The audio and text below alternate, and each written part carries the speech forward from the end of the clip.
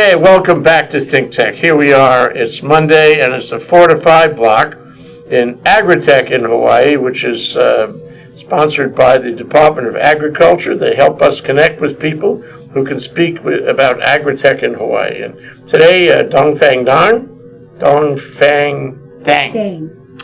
Deng, who is a research scientist for Oceanic Institute, is here with us.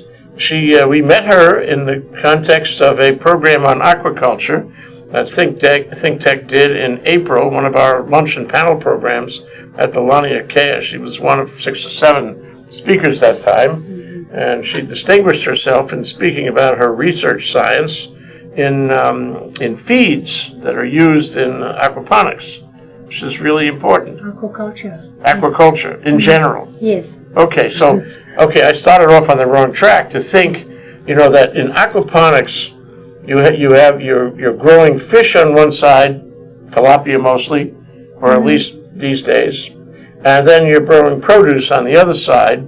It's a closed system, and really all you have to do is put in the fish food, and that will give you the result is you get the fish and the produce. Quite amazing. But no, feed like this is good for both aquaponics and aquaculture in general. So am I getting this right, Dong-Fang? That when you're working on feed, that would also feed open ocean aquaculture, fish that are, out in the ocean, in those leases, those special areas, or for that matter, on land, in tanks. So it's all kinds of feed. Yeah. So tell us how you got involved in this science. Well, I think I'm from China.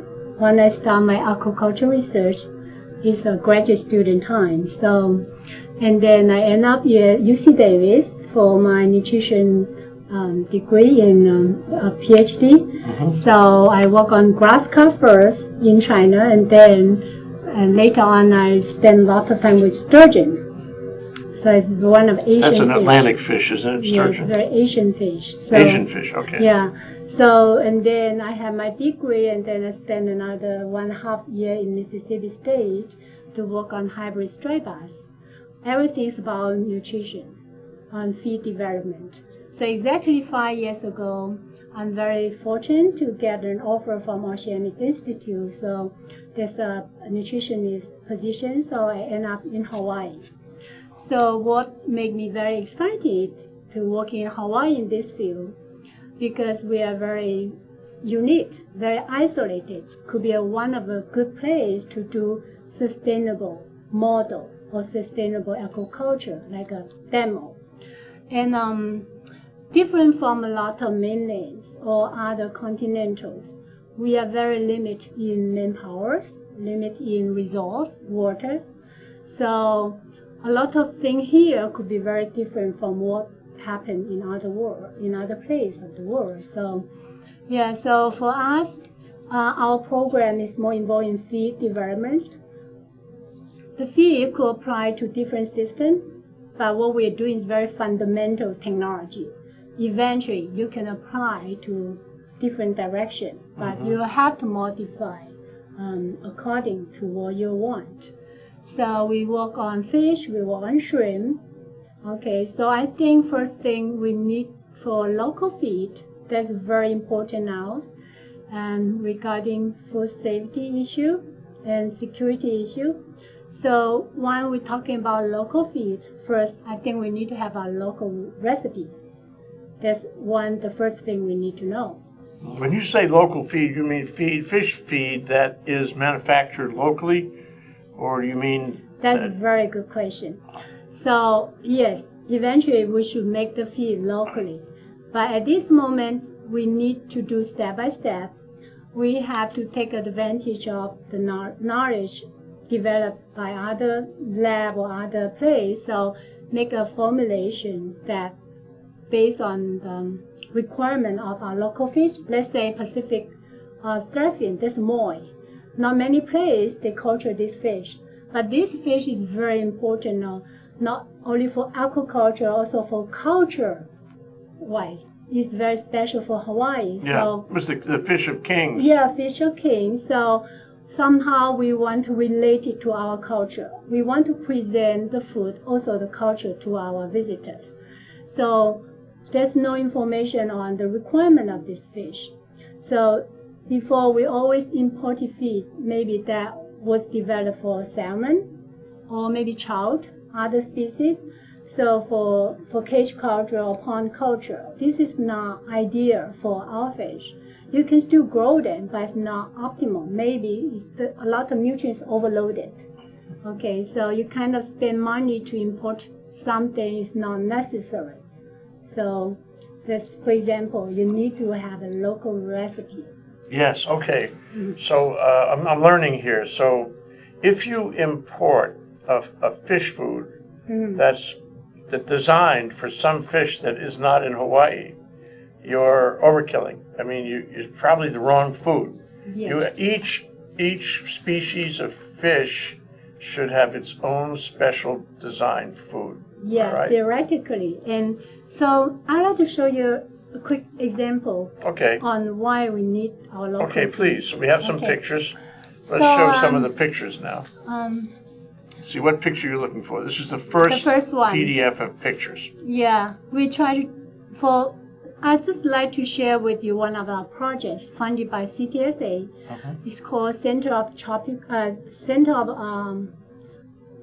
and Subtropical Aquaculture.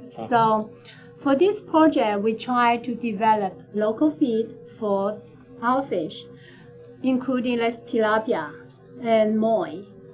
Okay, so you see, if you from the picture, you see we have it on the screen now. Okay. So can you describe what that signifies, all the graphics on there? Yeah, so I'm not going to go through everything, but basically you can see all the figures down there. You have different kind of ingredients like breadfruit, cassava, let's say coconut, fishery byproduct, algae, and papaya waste. All these are local ingredients or byproducts. So what we try to do here is you may use all these byproducts in fish feed instead of imported soybean or fish meal, corn. So for this part, So can I look at that for a moment? So now you're talking about what is it, 5 or 6 things? Breadfruit, cassava. Those are both available in Hawaii? Yes, it's one of the major carbohydrates source. Okay, camelina? Camelina, I think a lot of people try to grow them for biofuel, for energy. But then after that, the press cake, after they take out the oil, so we can use the press cake for feed. So this is still in the developing stage. And coconut? And coconut, for sure, we have that. And fishery byproduct. What is that? What is fishery byproduct? Like we eat the fillet, the muscle, but a lot of head, gut, tail, skin. Parts of fish. Yes, part of fish. So we don't want to dump them as fertilizer or pollute the environment. Instead, we try to make use of them as a protein source or lipid source or mineral source. And the algae, Hawaii, we have such a nice weather. Oh yeah, we have some companies that are very well skilled in growing algae too. Yeah, they grow algae for oil. So after they remove the oil, then the algae, they depends on which species, the protein could level from 30 to 60%. So that's wonderful. Okay, and papaya, this is one of very good example I'd like to show you is we have at least 40 to 50% papaya is not good to the market because they're waste. They're not looking nice, the size not right, so farmer may just dump them. So what we have done this one is to make use of the waste papaya to culture yeast. Does it matter if the papaya is the modern GMO papaya or the non-GMO papaya? Well, we didn't go to that part yet. What we just used regular papaya to grow yeast. So that we increase the protein level of that ingredient. Okay, so this one example, we try to use local ingredient to make feed. So if you go to the next slide, I'd like to show you some very interesting let's go to the next picture. slide. It's very interesting to see Yeah. what the ingredients So, are. For this slide, I just want to let you look at the two pictures on the left. The upper picture is the fish visceral or gut. Okay, GI tract from the fish fed commercial feed. This is from tilapia. And then the second picture down there is the local feed. So you may not be able to see very clear, but so I take out the commercial feed, the GI tract, dissect it and show you. You see a lot of lipid there around the gut and liver. Okay, instead of local feed, you don't see that much there. The reason for this, a lot of our farmers use the high protein, high lipid feed that was developed for trout or maybe other marine fish It's the wrong feed. to feed tilapia. I'm sure they see fast growth at the early stage or maybe later. But if you look at the GI tract, definitely this is not good for the fish health. Okay, and then also you kind of pay for expensive protein and lipid, and then everything accumulates into viscera, which is not consumed by our human. Yeah, and you pay for your shipment. So this is economic-wise, nutritional-wise, is wrong. Yeah. It's not right. So what we try to do now, we're still at the beginning of the stage of research to try to replace local ingredient using the right formulation. Tilapia is well-known fish, a lot of formulation out there. But when we use different system culture in Hawaii, maybe we have to modify the feed formulation. So the formulation that you're working on includes those 6 ingredients that we talked about Well, before. we have more than that. Let's just show you an That's example. okay, but what you're looking for is a feed that will grow moi and tilapia both, or is it different formulation for moi, different formulation for tilapia? Different, because we also do shrimp. So for the nutrient requirement for fish and for shrimp, or maybe different species of fish, they may vary. The nutrient requirements vary. So that's why nutritional study with the research is very important. That's one of the foundation for any local feed. Okay, let me put some things in perspective. So when you say formulation, Dong-Fang, Recipe. it's recipe. Yes. But you can have the same ingredients. It's just that you have different combinations of them. A little more of this, a little less of that. Is it also how you bond the ingredients together, how you cook them, the sequence of manufacture? Yeah, I think you really asked a very good question for the aquaculture feed. So different from poultry or other animal feed, feed process is one of the key, very critical and challenging steps. So even you have perfect formulation, you didn't do the right cooking, then you won't work, because we are feeding an animal that live in water. So if you don't bind them well, and then the nutrient disintegrate very quick, so you pollute our environment. And second, the fish or shrimp, they don't get enough nutrient for their growth. So for our the unique things in our program, we have a research feed mill that will help us to answer or do more research on their area.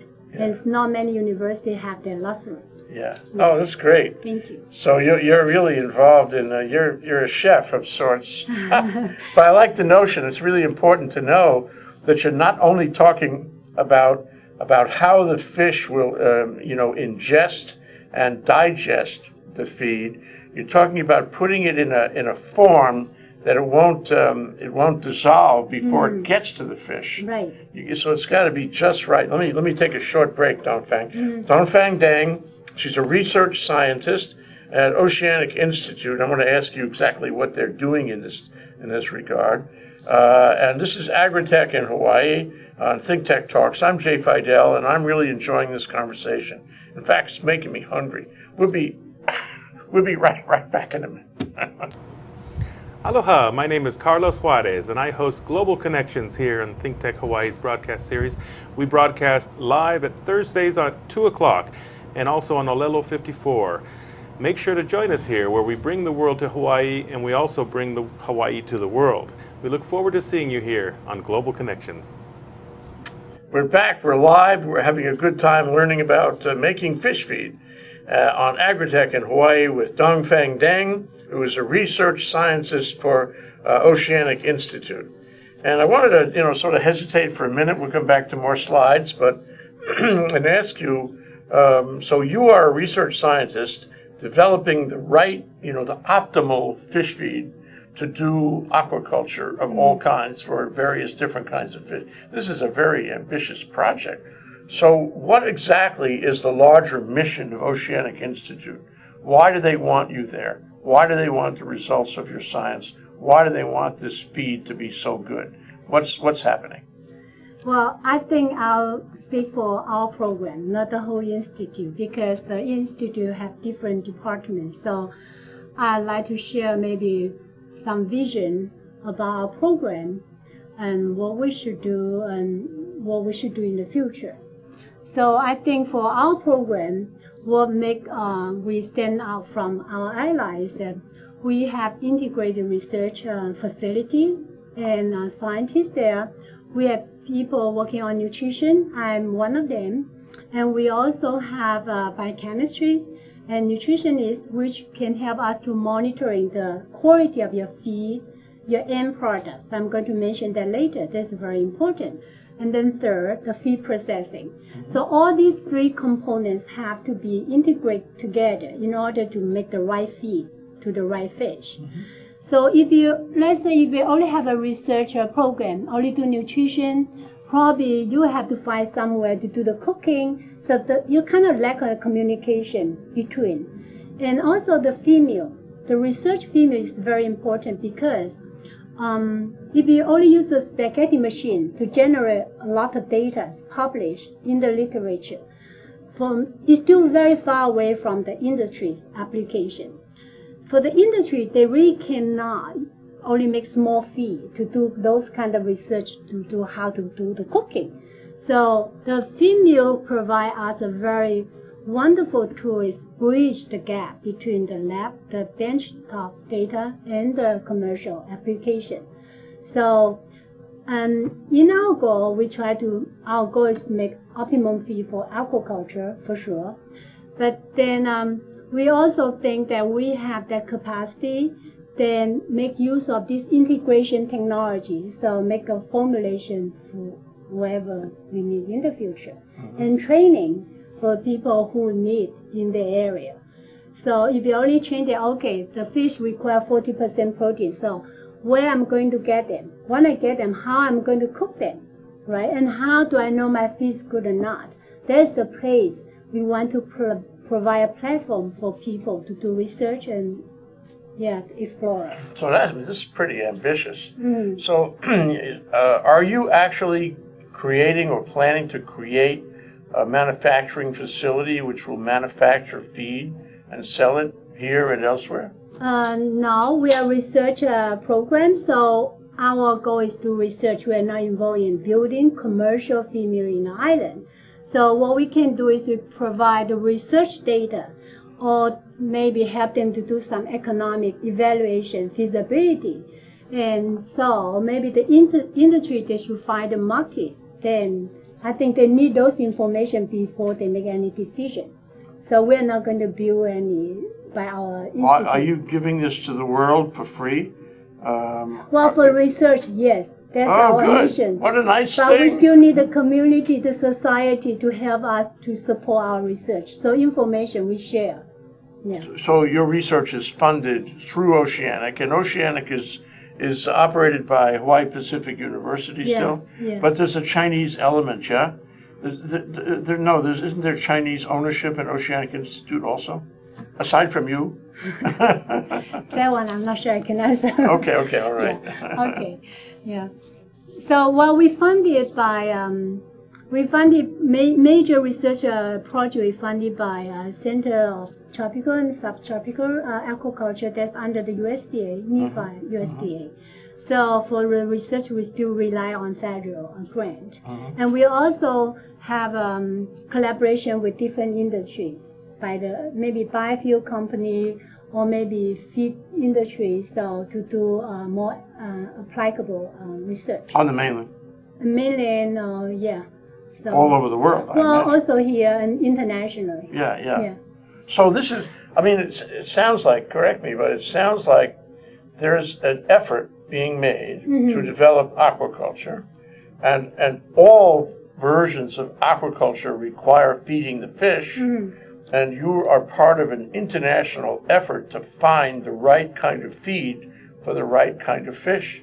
So you're involved in a world effort here to build aquaculture for the next generation of creating protein for people to eat. That's our goal. It's critical. Yes. Because the fish are being fished out. Yes. You know, what did I read recently? That because of climate change off the coast of Maine, the lobsters are smaller, and soon maybe not so many lobsters. Off the coast of Cape Cod, there aren't so many cod anymore because the changes in the ocean.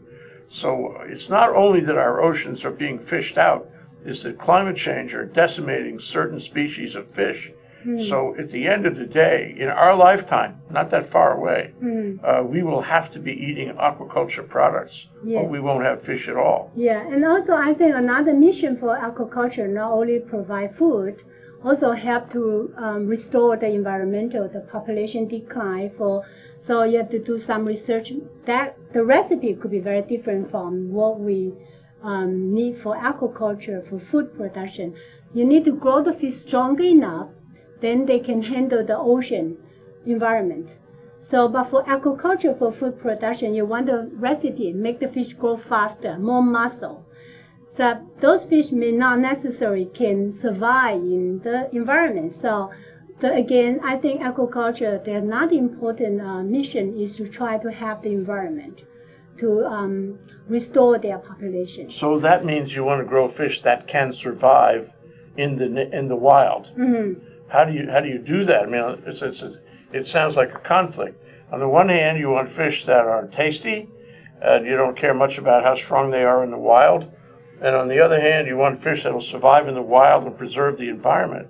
So where are you? Where do you fall on that? I think they still share some common ground, like you need to be tough.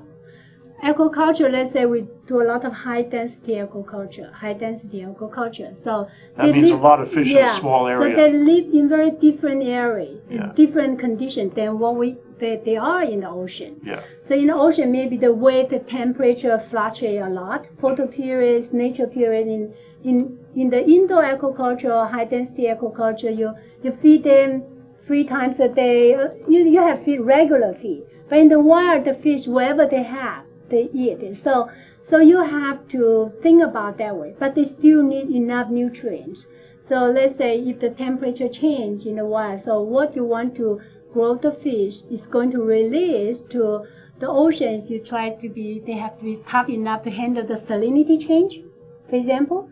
But in aquaculture, probably you don't change your salinity. You have the same salinity all the time. You want to control it. Until they go to the market. So maybe that part you don't have to concern very much. You see what I mean? As part of this, I wonder, Dong-Fang Deng, as part of this that we want to restock the oceans, because that's an interesting possibility. They've been fished out. If we could breed strong fish that will survive in the wild, and then turn them loose in the wild, we will be using all the oceans for a kind of global aquaculture. Is that part of this? Yeah, I think that could be one of the approach. But a lot of research we still need to do before we have a solid answer, because you don't want the overpopulation, or when you release the species, you need to think about other species. You don't want one species dominate everything there. So I think theory, technology, we should have there, but ecology-wise, we still have a lot of research need to do to see how's the modeling issue. So that could be out of my specialty, but I think there's something we should think about that. Yes, because it's the balance in Mother Nature, and we could throw the balance off, and then whoa, who knows? Nobody knows what will happen. Yes. It's like invasive species. That's what true. it is. That's true. Ooh, that's scary. But anyway, but the critical thing is, unless we have the feed none of this is going to be possible. Mm-hmm. And That's right. And so let me ask you one more question. Then we'll take a break, and then we'll come back and look at more of the graphics. But can Hawaii? You name certain elements that go into the mixture for certain kinds of fish that we have here in Hawaii. Mm-hmm. Could Hawaii become a manufacturing center for feed that would be useful as an export, that would be useful elsewhere? Do we have, sufficient elements, nutritional elements and technology, or well, with your help, maybe we will have that, but to become a manufacturing center and actually manufacture and sell elsewhere? What do you think? I think there's kind of many generations answer. So we can talk about that when we come back. When you come back. After the break. Okay, So, after the break. Dong-Fang Deng, she's a research scientist and a very smart lady at Oceanic Institute, developing fish feed there, to feed the fish of the world in all capacities. Here on Agritech in Hawaii, on ThinkTech Talks. I'm Jay Fidell, and I'm having a wonderful time, and we'll be right back. Aloha, welcome to ThinkTech Hawaii. My name is Josh Green. I'm the host of a program called Healthcare in Hawaii. I'm a physician. I work in the emergency department on the Big Island. I also serve in the state senate, which, please don't hold that against me, doesn't detract from my television program. We speak about all the big healthcare issues in the state. We get together on Tuesdays from 2 o'clock till 3 o'clock in the afternoon, and we try to talk about the most important issues in healthcare. This is a terrific venue for people to learn about healthcare. There are many programs on this station. We broadcast it later, not just on the internet, but also on OC16. Thanks for joining us. Please be informed healthcare consumers. We're back, we're live. We're here with Dong-Fang Deng. She's a research scientist with Oceanic Institute. Where's your office? Out there at the Mackay Pier or somewhere else? Yeah. And actually the address is Kalanianiole Highway. next to the Rabbit Islands. Beautiful. Oh yeah, it is. Imagine, what a great job. Yeah. Lovely. Who would have thunk, from Mississippi to here? Anyway, we're talking about Agritech in Hawaii. We're talking about creating fish feed. And so she has some more PDF slides for us. Why don't we show the next one and talk about infrared spectroscopy? At dinner, my wife and me, we think of little else. Well, I think I shared with you some about formulation in the previous 30 minutes. So what I'd like to bring your attention to another one is there's some technology out there. Could be complicated, but could be very simple that we should make use of to do work. So for feed development, the second very important component is monitoring the quality. Not only for feed, also for ingredient and the end products you produce. You don't want to make a feed and then finish that you really don't know what's going on. So traditionally, when you have a chemistry lab, maybe it takes a couple days or weeks to get the result. How much protein you feed, how much lipid, how much energy. But there's some technology called NIRS, the abbreviation is called near infrared spectroscopy. Okay. So this technology is very common now, but still not very well utilized here, I'll say. So what this technology help us is that you can just screen your sample. Then you can get the result in a few minutes. That's cool, yeah? Yeah. What is the result you're looking for? Okay, let's say, well, it depends what you want. I can give you anything you want if you pay. So, so in this figure, you see at least some protein, moisture, and fat there. Is what we're doing here is try to build up a library. So based on our local ingredient. So when people need this kind of ingredient information, they need to buy a subunit. It's more cheaper than the main unit. So they just screen the sample there, and then by the internet, our data, our main unit can tell them the result in maybe for that sample. Yeah, for that sample within hour or a few minutes. Depends which kind of parameter you're looking for. Yeah. So what is it reading though? It's infrared and it's spectroscopy. Yeah. It's telling you what is in that sample. What kind of elements, what kind of chemicals, Yes. what kind of atoms are in that? Yes, molecules. let's say, but you have to have a library first, like a calibration library. That's most important work. That's what we are doing now. We fund by the CTSA project.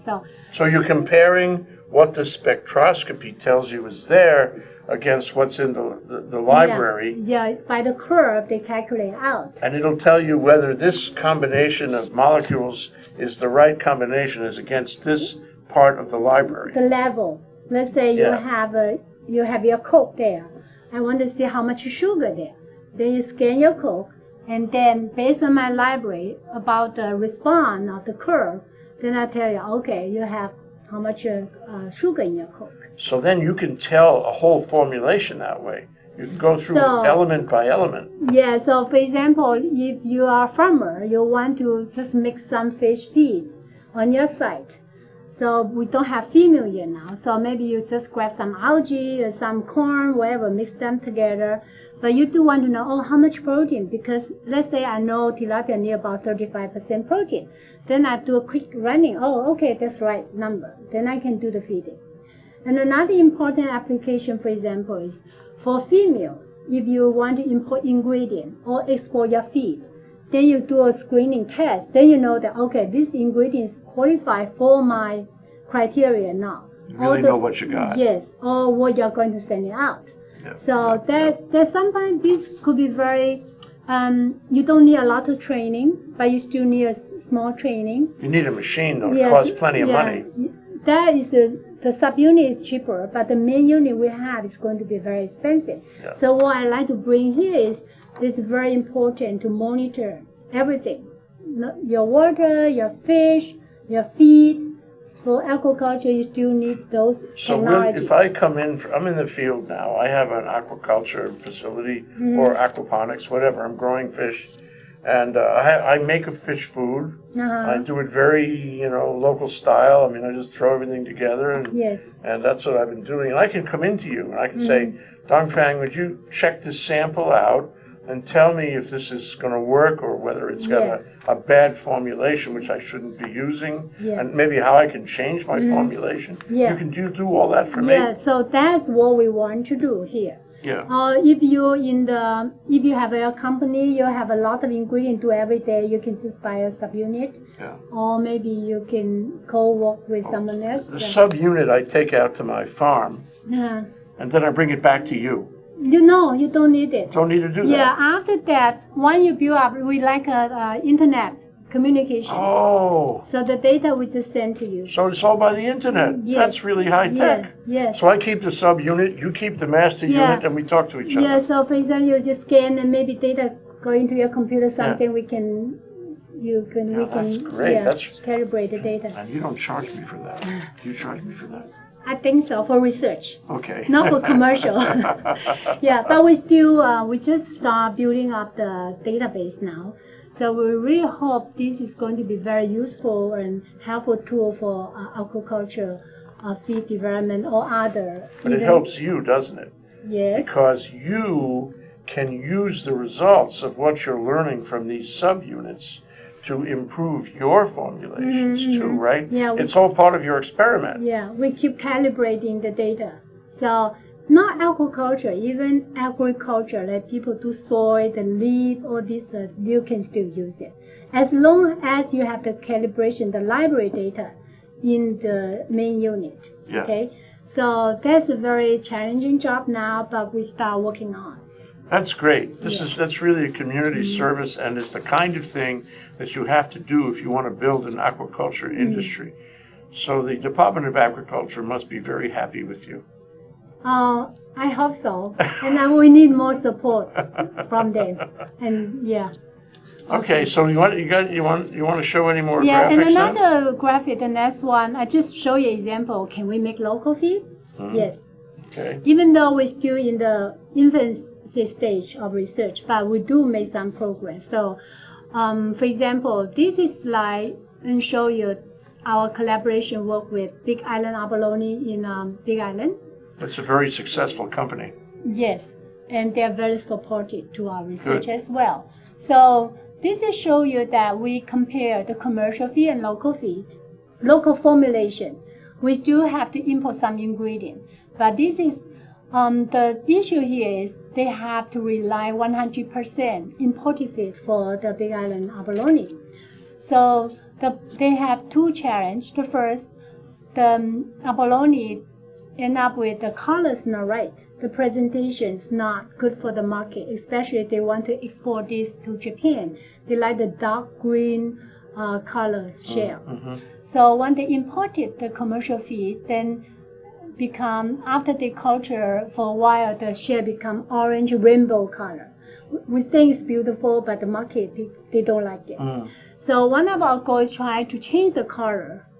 Second, make sure they grow better. So if you look at the charts, the left bar is our local feed. The second or third bar is commercial feed. So for the growth wise, we're very competitive to them already. And the color will look nicer. Mm-hmm. So we just finished that study. So bring us a lot of confidence. Yeah. We can make local feed, but we still need a lot of research for sure. This is different than what you would feed moi, what you would feed tilapia. Yeah, the nutrient requirement for the abalone Abalone. and moi is very different. And not only requirement, their feeding behavior is very different. Yes, the moi you're talking about slow sinking feed. For shrimp abalone, you're talking about sinking feed. And tilapia What is kind of feed? sinking. They have Oh, to it has to come they down come to the down bottom. very quick, Yeah. so the animal can eat. If they flow around Dissolves. and then they dissolve, and then they still could not get the nutrient. Yes. Okay, but for the tilapia, they like the floating one. Okay, and the small they can handle with slow feeding, so they eat the feed in the As it water comes column. down. Yeah. So that's why the cooking method and the ingredient combination is very different. Not only the requirement. I have this vision of you with a stove and a pot, and you're stirring all this stuff in, and you're standing there and making it in a pot. No, it's not like that. No. What do you use to make it? The feed? Yes, You mean the cooking one? yes. When you prepare it, Well, when you want to manufacture a batch of feed, what do you need to do that? Well, from a nutritional point of view, we need protein.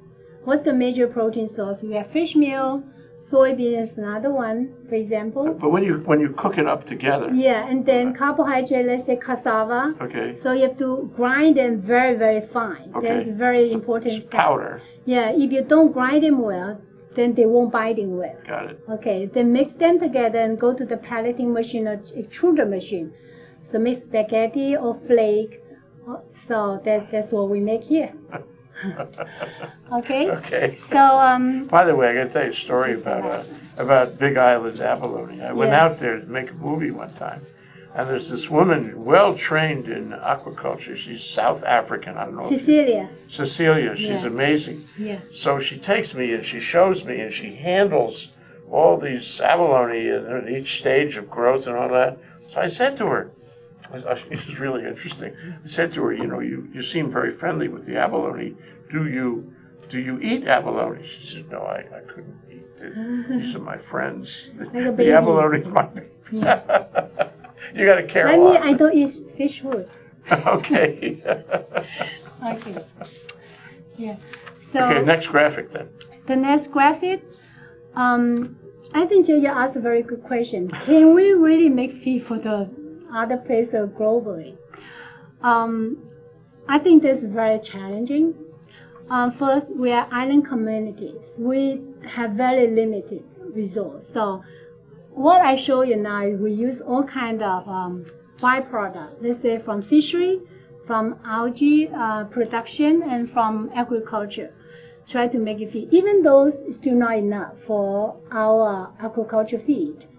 And so another thing we try to use is, could you move to the next one? I'll show you another one, the slide.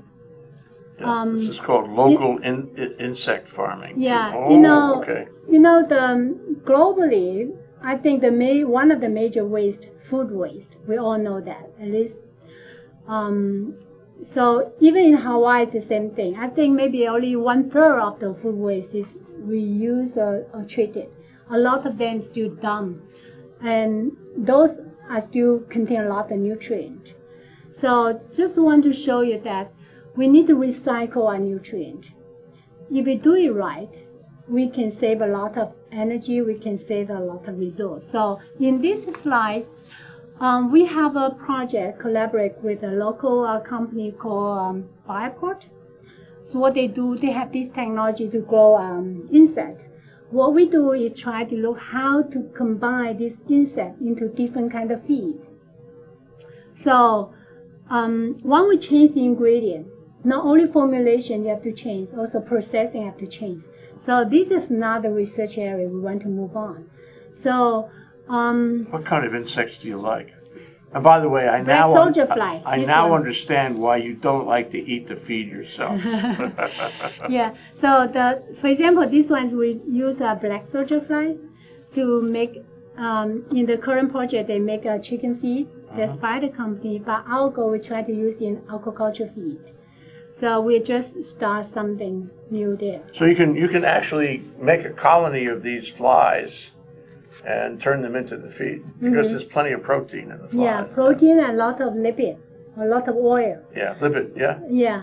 So again, I think the nutrient ingredient availability is not only the problem of Hawaii; it's a global issue. Everyone are looking for ingredient now because with the expansion of aquaculture, with the increased population, we have to try to use finite resource to grow wherever we can to fulfill the humans' consumption. And so insect looks like another element we have to look for. But let me ask you this. I mean, just as one example is the flies. So you'd have to grow the flies. In fact, you'd have to find some feed for the flies.